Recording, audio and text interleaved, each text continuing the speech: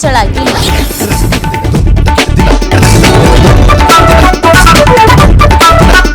ಬೆಂಗಳೂರಿನಲ್ಲಿ ವಾಣಿಜ್ಯ ಸಿಲಿಂಡರ್ ಬೆಲೆ 991 ರೂಪಾಯಿ ಹೆಚ್ಚಳ, 2162 ಇದ್ದ ಬೆಲೆ 3153ಕ್ಕೆ ಏರಿಕೆ.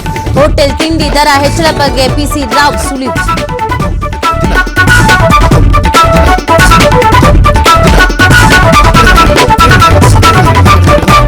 ಸಚಿವ ಸಂಪುಟ ಪುನರ್ರಚನೆಗೆ ಹೆಚ್ಚಿದ ಒತ್ತಡ, ದೆಹಲಿಗೆ ತೆರಳುವುದಕ್ಕೆ ಅಶೋಕ್ ಪಟ್ಟಣ್ ಟೀಮ್ ಸಿದ್ಧತೆ, ಪಂಚರಾಜ್ಯ ಫಲಿತಾಂಶ ಹೊರ ಬೀಳ್ತಾ ಇದ್ದಂತೆ ಹೈಕಮಾಂಡ್ ಭೇಟಿ.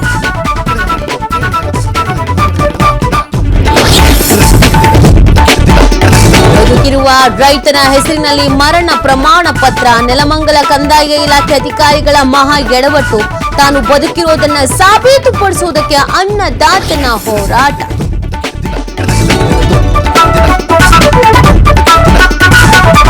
ಯಾದಗಿರಿಯ ತಾಯಿ ಮಕ್ಕಳ ಆಸ್ಪತ್ರೆಯಲ್ಲಿ ದಂಧೆ, ಬಡ ಗರ್ಭಿಣಿಯರ ಬಳಿ ಸಿಬ್ಬಂದಿಯಿಂದ ವಸೂಲಿ, ಹಣ ಕೊಡದೇ ಇದ್ರೆ ಚಿಕಿತ್ಸೆ ಸಿಗಲ್ಲ ಎಂದ ಗರ್ಭಿಣಿಯ ಸಂಬಂಧಿಕರು.